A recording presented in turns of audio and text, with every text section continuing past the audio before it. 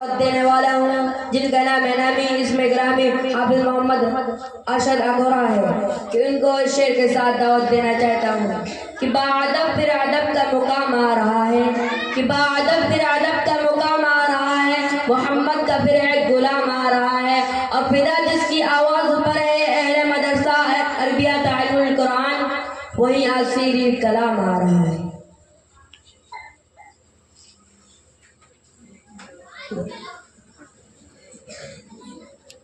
السلام علیکم ورحمۃ اللہ وبرکاتہ۔ الحمدللہ الذی وکفی وسلام علی عبادہ الذین اصطفی، اما بعد فاعوذ باللہ من الشیطان الرجیم، بسم اللہ الرحمن الرحیم۔ قل هل يستوي الذین يعلمون والذین لا يعلمون انما يتذکر اولو الالباب۔ وقال النبي صلى الله عليه وسلم: فضل العالم على العابد كفضلي على أدناكم، او كما قال عليه الصلاة والسلام۔ انداز بیاں کرچے بہت شوق نہیں ہے، شاید کہ اتر جائے تیرے دل میں میری بات۔ میرے مسلمان بھائیوں، علم کا وہ عظیم مقام جس کی بدولت انسان میں انسانیت آتی ہے، علم ہی کی روشنی سے انسان حلال و حرام میں تمیز کرتا ہے، یہاں تک کہ علم ہی کے ذریعے سے انسان اپنے آپ کو پہچانتا ہے اور اپنے خالق و مالک کو پہچانتا ہے۔ علم اور جہالت میں کیا فرق ہے؟ اللہ رب العزت اس کو بیان فرماتا ہے: قل هل يستوي الذين يعلمون والذين لا يعلمون۔ اے نبی صلی اللہ علیہ وسلم، آپ فرما دیجئے کیا جاننے والے اور نہ جاننے والے برابر ہو سکتے ہیں؟ مطلب یہ کہ ہرگز برابر نہیں ہو سکتے، بلکہ جاہل اور عالم کے درمیان ایک بہت بڑا فرق ہے، جس کو قرآن پاک کے اندر کئی انداز سے بیان کیا گیا ہے۔ دوسری جگہ ارشاد ہوتا ہے: قل لا يستوي الخبيث والطيب، کہ پاکیزہ چیز اور ناپاک چیز برابر نہیں ہو سکتی۔ تیسری جگہ ارشاد فرمایا: لا يستوي اصحاب النار واصحاب الجنہ، کیا جنت والے اور آگ والے برابر ہو سکتے ہیں؟ چوتھی جگہ پھر ارشاد ہوتا ہے: وما يستوي الاحیاء والاموات، کیا زندہ اور مردہ برابر ہو سکتے ہیں؟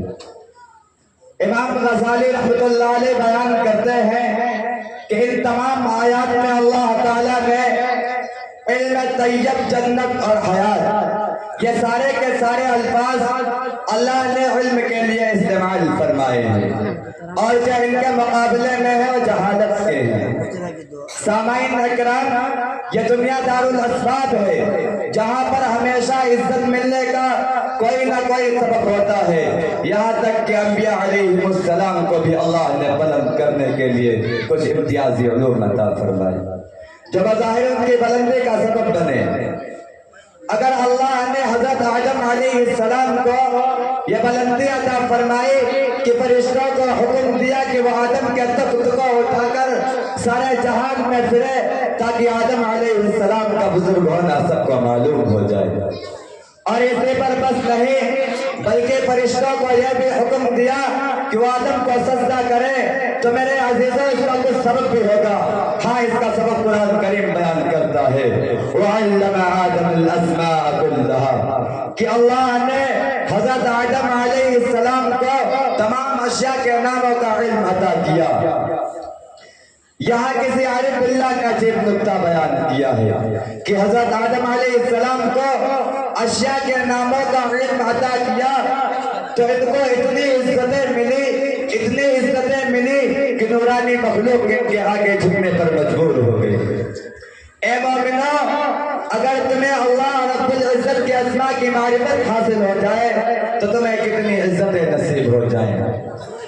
دیکھیے حضرت موسیٰ علیہ السلام اللہ کے پیارے نبی ہیں، کلیم اللہ ہے، اللہ نے ان کو بڑی بڑی نعمتوں سے نواز رکھا تھا، لیکن ایک چیز کا علم نہ ہونے کی وجہ سے حضرت خضر علیہ السلام جن کے نبی ہونے میں بھی اختلاف تھے، ان کے پیچھے پیچھے چلنا پڑا۔ حضرت یوسف علیہ السلام کے حالات کو پڑھنے سے معلوم ہوتا ہے کہ ان کے حسن نے ان کو قید خانے میں ڈلوا دیا اور ان کے علم نے ان کو شاہی تخت پر بٹھا دیا اور مصر کو خزانوں کا مالک بنا دیا۔ آپ حضرت سلیمان علیہ السلام کو دیکھ لیجئے، اللہ نے ان کو دنیا کی بھی بادشاہت دی اور دین کی بھی۔ شہنشاہ ذی وقار صلی اللہ علیہ وسلم نے ارشاد فرمایا، ان جیسے دنیا کی بادشاہت نہ پہلے کسی کو ملی اور نہ بعد میں کسی کو ملے گی۔ انسانوں کے حاکم، جناتوں کے حاکم، پرندوں کے حاکم، درندوں کے حاکم، ہواؤں کے حاکم، دنیا کی ساری چیزوں پر یکساں حکومت کرنے والے، لیکن ایک وقت ایسا آتا ہے کہ ہدہد ایک چھوٹا سا پرندہ ہے۔ حضرت سلیمان علیہ السلام کو اس کے بات کو ماننا پڑا، باوجود یہ کہ آپ سخت غصے کی حالت میں تھے۔ کیوں ماننی پڑی پرندے کی بات؟ اس لیے ماننی پڑی کہ ہدہد کو اس بات کا علم ہو گیا تھا جس کا علم حضرت سلیمان علیہ السلام کو نہیں تھا۔ میرے مسلمان بھائیوں، دراصل خدا کی خلافت جو انسان کو ملی وہ علم ہی ہے، یہی وہ شے ہے جو پورے جہان پر حکومت کرا دیتی ہے۔ اگر دنیا میں خدا کا جلوہ ہے تو علم ہے، اگر جنت میں خدا کا دیدار ملے گا تو علم سے ملے گا۔ علم والا دین و دنیا کو سنبھال سکتا ہے، بے علم انسان اپنے بدن کے لباس کو بھی نہیں سنبھال سکتا، اسے تو اپنے آپ کی بھی خبر نہیں۔ نبی کریم صلی اللہ علیہ وسلم نے ارشاد فرمایا، جب طالب علم حاصل کرنے کے لیے کسی عالم کے پاس جاتا ہے تو اس کو ہر قدم پر 1 سال کی عبادت کا ثواب ملتا ہے اور ہر قدم پر جنت میں 1 درجہ بلند کیا جاتا ہے۔ زمین برابر اس کے لیے دعائیں خیر کرتی رہتی ہے، فرشتے اس کے نیکیوں کے گواہ بنتے ہیں اور ہر وقت اس کے لیے مغفرت اور بخشش تیار ہے۔ ایک اور جگہ آپ علیہ السلام کا فرمان ہے، وَآتَاهُ اللَّهُ أَجْرَ 72 شَهِيدًا، کہ اللہ تعالیٰ نے اس شخص کو جو علم کی تلاش میں نکلا 72 شہیدوں کا ثواب عطا فرمائیں گے۔ امام مالک رحمۃ اللہ علیہ بیان کرتے ہیں کہ ایک طالب علم کا انتقال ہو گیا تھا۔ ایک روز اس کو خواب میں دیکھا، چہرہ اس کا روشن تھا، چمکدار لباس میں ملبوس۔ اس سے پوچھا کیا گزری؟ تو کہنے لگا بس خدا نے یوں کہہ دیا کہ اے میرے علم سے محبت رکھنے والے، تیرے لیے ایک ایک مسئلے کے بدلے میں جنت میں ایک محل تیار کر دیا گیا ہے۔ اور فرمایا یہ مرتبہ سوائے اہل علم کو اور کسی کو نہیں ملے گا۔ پھر اللہ نے ملائکہ کو حکم دیا کہ اس کے مرتبے کو اور بھی زیادہ کر دو، یہ میرے انبیاء کے وارث ہیں۔ میرے عزیزوں، جب قیامت قائم ہوگی اللہ فرمائے گا اے علماء کی جماعت یہ جنت موجود ہے، تمہیں اجازت ہے جاؤ۔ پھر اچانک آواز آئے گی انکسوا یا ایھا العلماء، اے علماء کی جماعت ٹھہر جاؤ، اکیلے نہ جاؤ بلکہ گنہگاروں کی سفارش کرو، میں تمہاری سفارش قبول کروں گا۔ اے علماء جس کو تم کہو گے اس کو میں بخش دوں گا، تاکہ وہ لوگ جو دنیا میں تمہیں حقارت سے دیکھا کرتے تھے آج ان کو معلوم ہو جائے کہ میدان محشر میں تمہاری کیا عزت و توقیر ہے۔ یہ مقام کیوں ملا؟ آقا مدنی علیہ السلام کا فرمان ہے طلب العلم افضل عند اللہ من الصلوات والحج والجہاد، کہ علم کا حاصل کرنا نفلی نماز، حج اور جہاد سے افضل ہے۔